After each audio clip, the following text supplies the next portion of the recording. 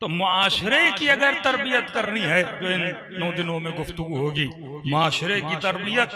کردار امام حسین اور اصحاب امام حسین سے، کہ واقعاً معاشرہ سازی کیسے کی جاتی ہے۔ ایک ایسا معاشرہ جو امام کش معاشرہ تھا، یعنی ایک ایسا معاشرہ جو اماموں کو قتل کرنے والا معاشرہ تھا، اس معاشرے کی ایسی تربیت کی امام زین العابدین نے، 5ویں اور 6ٹھے امام نے۔ یہ سلسلہ چلتا رہا 11ویں امام تک، کہ رہبر معظم فرماتے ہیں کہ اماموں کی زندگی کو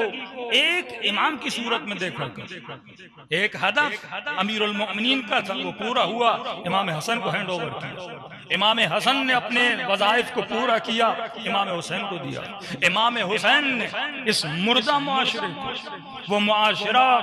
جو وحشی گری کی انتہا پہ پہنچ چکا تھا، وہ معاشرہ جسے یہ تمیز نہیں کہ یہ فرزند رسول ہے،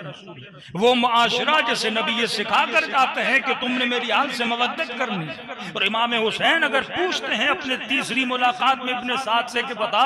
مجھے قتل کرنے کے لیے کیوں آئے ہو، اور وہ یہ کہیں کہ بغض میں، ابھی تمہارے بابا کے بغض میں آئے ہیں۔ ارے جس سے محبت کرنی سی تم اس سے بغض کر رہے ہو، جس کی محبت کا درس دیا گیا اور امت اسی سے بغض کرنے لگی۔ جب محبت اور بغض جا بجا ہو گئے، یعنی جس سے محبت کرنی اس سے بغض کرنا، جن سے بغض کرنا تھا ان سے محبت کر رہے ہیں۔ مردہ معاشرہ کہ جب انسان کی باڈی مر جاتی ہے، آخری حل یہ ہوتا ہے اسے 400 وولٹ کا کرنٹ لگایا جائے تاکہ یہ انسان زندہ ہو جائے۔ پہلا شوق۔ دوسرا شوق یہ امام حسین نے مردہ جسم جو اسلامی معاشرے کا مردہ جسم تھا، امام حسین نے اپنی شہادت سے اس جسم کو، اس کینسر زدہ، اس بیمار جسم کو، اس جہالت میں بھرے ہوئے جسم کو، اس لالچ میں بھرے ہوئے جسم کو امام حسین نے تھوڑی سی جان دی، اور جان دینے کے بعد امام زین العابدین نے تربیت کی، 5ویں امام نے تربیت کی، 6ٹھے امام نے تربیت کی۔ تب جا کے آپ کو یہ تشیع نظر آتا ہے۔ یہ تشیع کہاں سے نکلا؟ کہ وہی لوگ تھے جن کی تربیت کی، اور انہوں نے مختلف جگہوں پہ جا کر تبلیغ مکتب اہل بیت کی، تب جا کے یہ نظریہ وجود میں آیا، استعمار کے مقابلے میں کیسے کھڑا ہونا ہے، ظلم کے مقابلے میں کیسے کھڑا ہونا ہے، اپنے حق کے لیے آواز کیسے بلند کرنی ہے،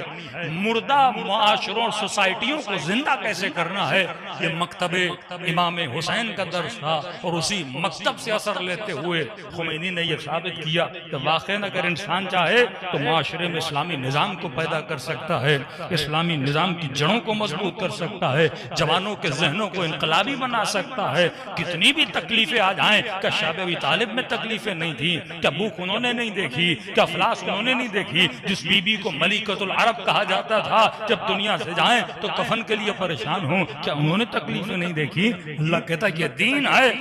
کونوا مع الصابرین، صبر کرنے والوں کے ساتھ رہو گے تو خدا تجھے اجر بھی دے گا، تجھے عزت بھی دے گا۔ واقعاً اس قوم نے شہید دیے، قربانیاں دی، اور آج عالم اسلام میں اگر عزت کے ساتھ کسی مسلمان کو دیکھا جاتا ہے وہ مکتب اہل بیت کے ماننے والوں کو دیکھا جاتا ہے۔ صلوات پڑھے محمد و آل محمد۔